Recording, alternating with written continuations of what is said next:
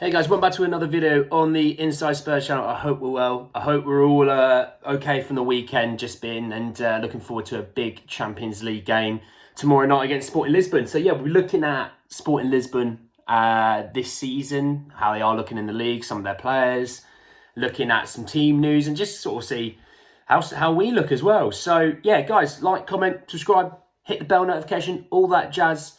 This is obviously coming just the day before ahead of the Spurs game, where it should be here. I've had a few issues with uploading recently, so fingers crossed this one doesn't become an issue for me. But anyway, let's jump straight in. Sporting Lisbon, one of the big teams in Portugal. Always quite a notoriously hard place to go and play. It is an atmosphere like, you don't really get them very often, but it's like no other in a weird way. But it's an away game that is definitely one of the tougher ones. Obviously, first game of the group stage, they actually won. They beat Eintracht Frankfurt. So they beat Eintracht Frankfurt in the first game away from home, by the way, which for me, when you're thinking of being one of those teams, you're always going to try and win at least one of them away from home. And they won 3-0, so they kept a clean sheet as well, which, it's quite impressive. So looking at Sporting Lisbon as a whole. So I'm going to go through a little bit of the team news first, let you sort of in on, because they've got a few injuries at the moment, and we'll go into sort of how they've looked this season. So they're missing potentially up to 4 players tomorrow night. So Jovan Cabral, he's a left winger, Daniel Brancanca, however you want to say it, Jeremiah St. Just, and Luis Neto. So missing 4 players, and players that would get good minutes for him as well. So they're definitely a weaker team in that regard, okay? Looking at sort of their performances so far this season. So first game of the season, they actually played away at Braga, obviously one of the other top teams in Portugal, and they had a 3-3 draw. So a bit of a goal fest, that one. Definitely one for the neutral. They then won next week after that 3-0 at home to Rio Ave.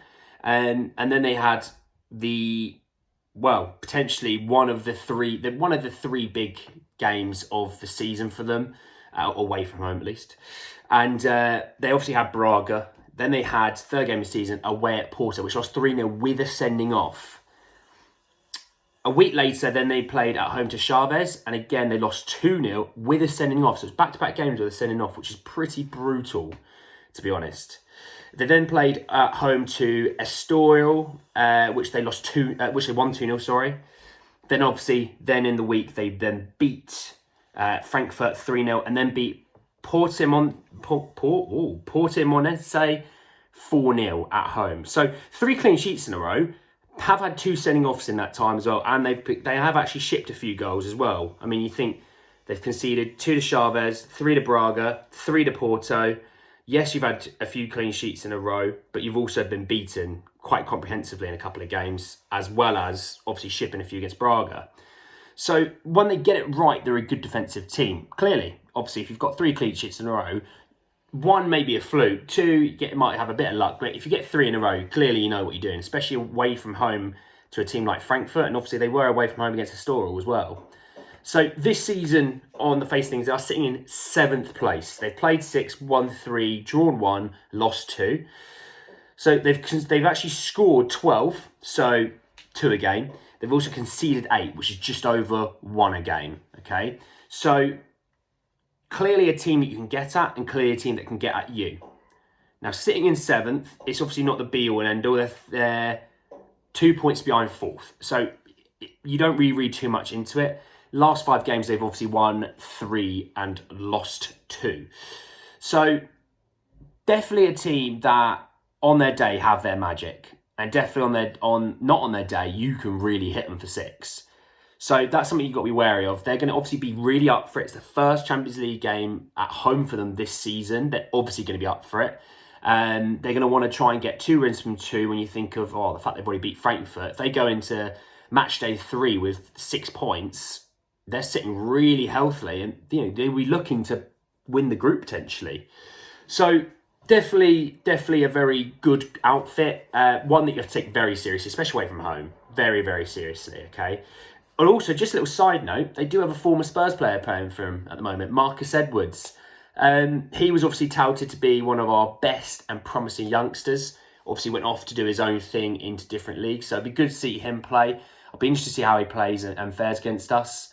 And it's always good an English player doing well abroad. It's always nice. You know, you think of like Roma having Tammy Abraham. You know, they had Maitland-Niles, Chris Smalling, Tomori at Milan. You know, a lot of this, when you think about it, when you see a quality or at least a good Englishman go abroad and do well, it's exciting. That's what we're hoping for Dele Alli. You know, we're hoping for, you know, any other players like Ross Barkley, for example. These sort of players, if they go abroad, we want them to do well.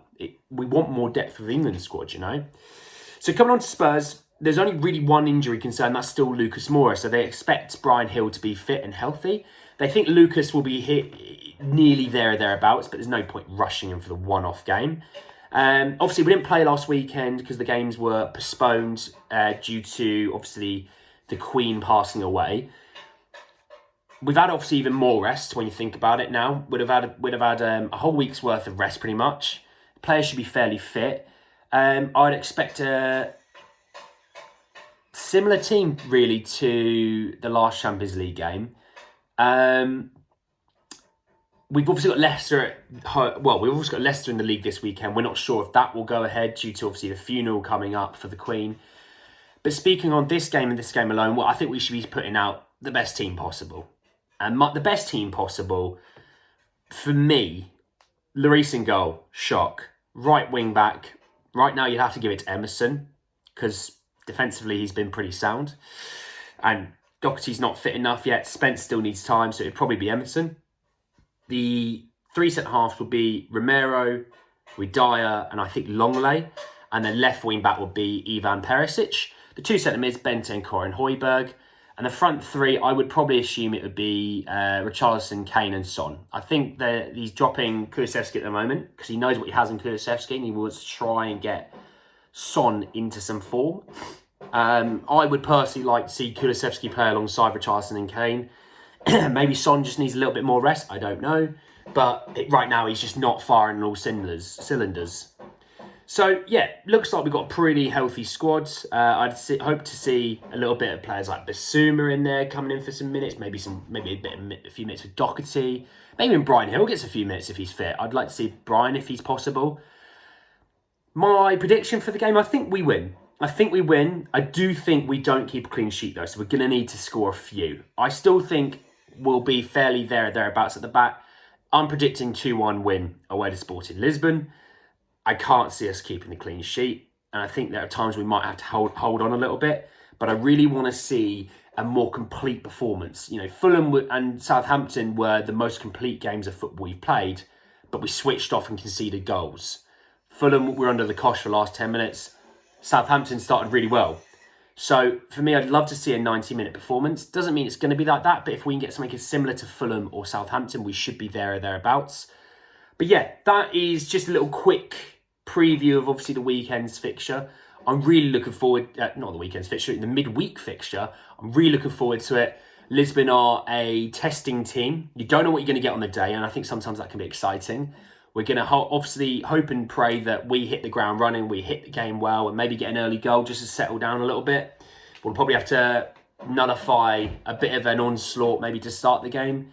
These sort of away games always throw in so much drama, don't they?